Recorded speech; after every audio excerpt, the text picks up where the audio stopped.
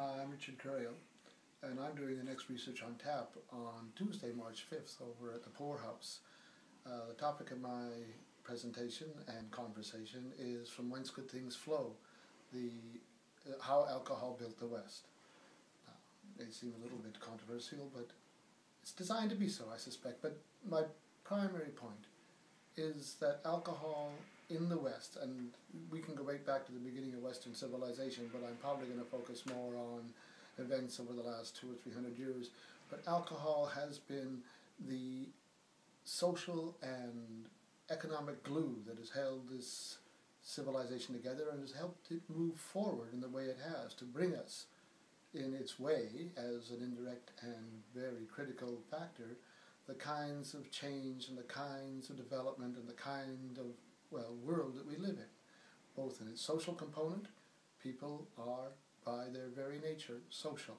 Alcohol fuels that sociability overall, and in its economic nature, because alcohol and business and networking have all tied together so strongly, and that has allowed us to go forward and develop in a way that has produced a civilization of some considerable benefit and ease and joy for everyone.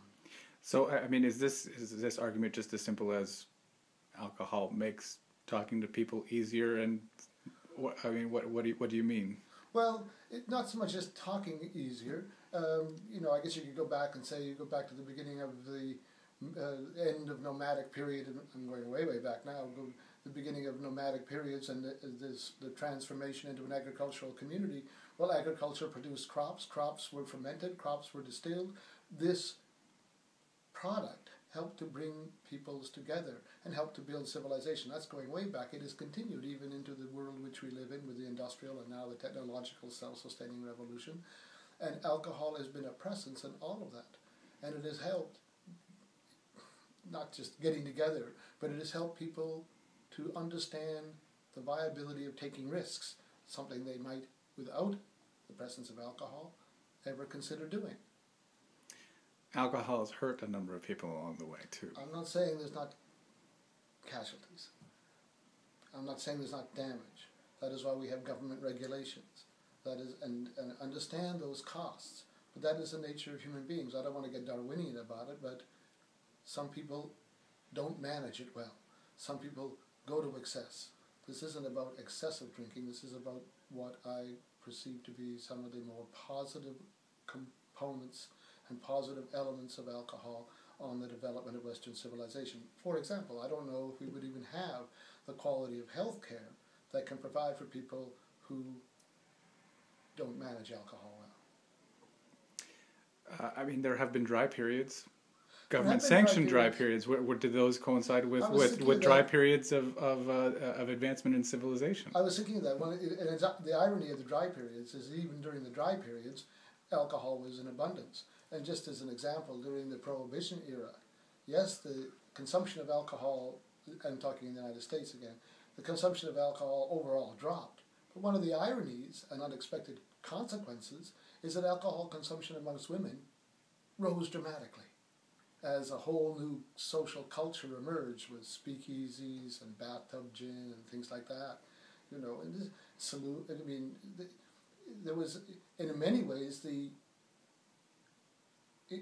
arrival of the new woman was associated with alcohol consumption. Before Prohibition, no decent woman, no self-respecting woman would ever be seen in a bar. But then you suddenly get mixed drinking emerging as a phenomenon and as an outcome of the Prohibition. So in some ways you could even argue that alcohol and Prohibition contributed to the feminist movement. You've also argued that some of our technological advancements have come because of alcohol. Can you explain that? Well, I'm going to talk about that in more depth, just giving definite examples. But the technological advancements, in some ways, technological advancements constitute a self-sustaining revolution. Nobody's in charge of it. But people willing to take risks often consider those risks as viable in the context of meetings that are associated with the consumption of alcohol. Not to excess so you're lying on the floor, but to excess, but to a point where you are able to, loosen up the synapses to say, this is doable. We can make this happen. and then you get up in the morning and go ahead and make it happen. Whereas without those initial contacts, you might not have even considered going in that route. Well, it's going to be an interesting discussion. We'll see you tomorrow night. Okay, thanks so much. Looking